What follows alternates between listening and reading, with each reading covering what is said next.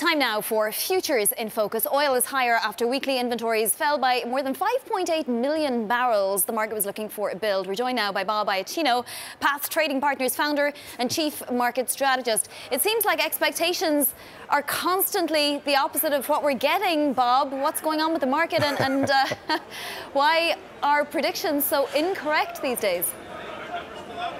Well, it's awfully tough in crude oil when you consider that essentially they've got about 6 days to prepare their estimates. You've got the three most important things in the crude oil markets from a data perspective come out every single week. You've got API, EIA, and then rig counts. But I think there was a little bit of it was 11 of 12 analysts last time I saw that were looking for a build in crude oil, and I think that was a little bit of them playing catch up. You saw refinery utilization tick up a little bit over the last week after having fallen for 4 or 5 weeks, and that tends to be what you look at this time of year. How much is actually going through refineries?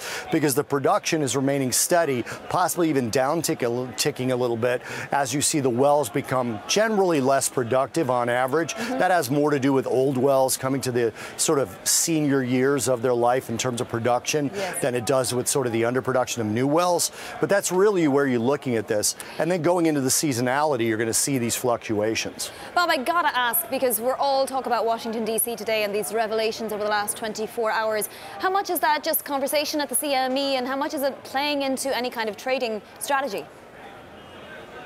Well, it's funny.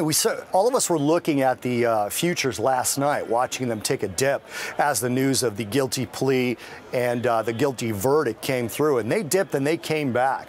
And the conversation I'm hearing down here is until it actually gets to the president where there's a policy problem. And that's more likely to happen in the midterms than it is through the courts at this stage because the process takes so long. There right now is more a focus on the midterms and how this may affect the so-called blue wave. And maybe the Senate actually goes over to the Democrats with this news. Yes. I think that's probably a little bit of a stretch, but it certainly looks like the House has a better chance at this point. Everyone's focused more on the midterms.